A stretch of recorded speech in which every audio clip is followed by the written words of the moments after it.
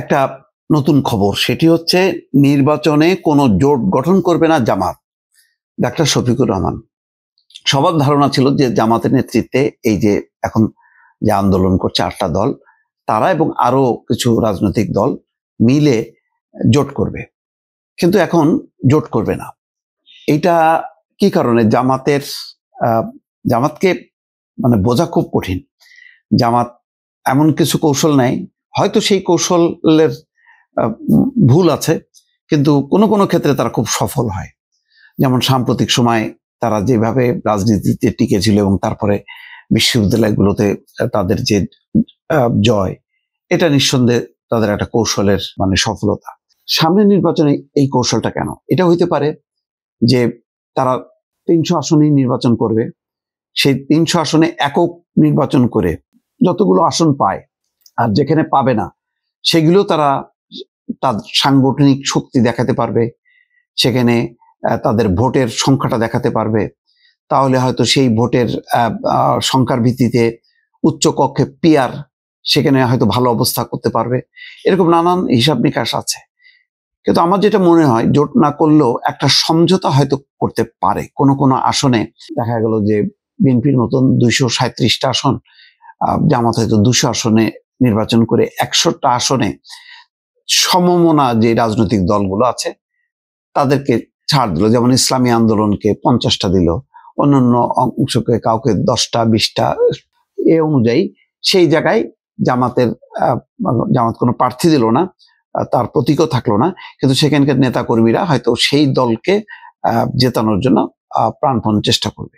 সেটাও একটা কৌশল হতে পারে। আসলে কি কারণে যেখানে বিএনপির নেতৃত্বে একটা নির্বাচনী জোট হবার খুবই সম্ভাবনা যেখানে প্রবল, সেখানে জামাত ইসলামী জোট করবে না, সেই বিষয়টা কেন কি কারণে পরিষ্কার না। কিন্তু তিনি বলেছেন সিলেট ওসমানী আন্তর্জাতিক বিমানবন্দরে ভিআইপি লাউঞ্জে গণমাধ্যম কর্মীদের সঙ্গে আলাপকালে তিনি কথা বলছেন যে তারা জোট করবে না। বলছেন যে আমরা সবাইকে নিয়ে 2026 সালের ফেব্রুয়ারিতে নির্বাচন আদায় করে ছাড়বো, নির্বাচন না হলে নানা ধরনের বিশৃঙ্খলা সৃষ্টি হতে পারে। জামাতের আমির এই একটা জিনিসের উপলব্ধিটা ভালো লাগলো। যেমন ডাক্তার তাহের বলছিলেন যে জাতীয় নির্বাচন পিছিয়ে যেতে পারে, গণভোট খুব জরুরি। এখন কিন্তু দেখেন এই রিপোর্টটাতে, আমি চ্যানেল 24 এর রিপোর্টের কথা বলছি, সেখানে কিন্তু গণভোটের ফয়সালা আগে হইতে হবে, এই যে অ্যাগ্রেসিভ টোনটা কিন্তু নেই। বরং 2026 সালের ফেব্রুয়ারিতে নির্বাচন আদায় করতে হবে এবং নির্বাচন না হলে নানা ধরনের বিশৃঙ্খলা সৃষ্টি হবে। এই উপলব্ধিটা খুবই চমৎকার। এই উপলব্ধিটা কিন্তু বিএনপি বারবার বলার চেষ্টা করছে যে নির্বাচন যত পেছাবে দেশ বিপদে পড়বে, এবং সত্যি কথা বলতে বিপদেই আছে। দেশে কোনো আইন শৃঙ্খলা, প্রশাসনিক কর্তৃত্ব, নেতৃত্ব কোনো কিছুই নেই। ফলে পুরো বিষয়টা হচ্ছে যে ডক্টর মোহাম্মদ ইউনূসের নেতৃত্বে সরকার চলছে, যে সরকারের কোনো রকম একটা ভিত্তি, জনভিত্তি আছে, মানুষ সেটাকে মানে কোনো আমলে নিচ্ছে, সেটা কিন্তু বাস্তবে হচ্ছে না। এবং এই বিশৃঙ্খল অবস্থার কারণে দিনকে দিন পরিস্থিতি এতই নাজুক হচ্ছে যে কাউকে কোনো কন্ট্রোল করা যাচ্ছে না, আইন শৃঙ্খলা পরিস্থিতির অবনতি হচ্ছে এবং দেশে বিদেশে এটা নিয়ে নানা রকম সমালোচনা শুরু হয়েছে। সুতরাং জামাতের আমিরও সেই উপলব্ধিটা হয়েছে যে নির্বাচনটা হওয়া দরকার।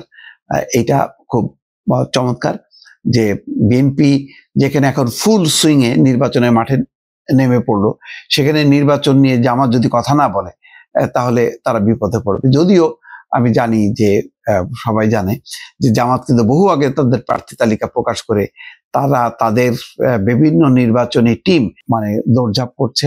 বিশেষ করে মহিলাদের যেই কর্মীরা, তারা একেবারে ঘরে ঘরে যে মেয়েদেরকে উদ্বুদ্ধ করতেছে এবং সেই ক্ষেত্রে যথেষ্ট তারা সফল হয়েছে। বিএনপি একটু দেরিতে হলেও তাদের টনক নড়েছে এবং তারা এখন প্রার্থী তালিকা দিয়ে তারা মাঠে।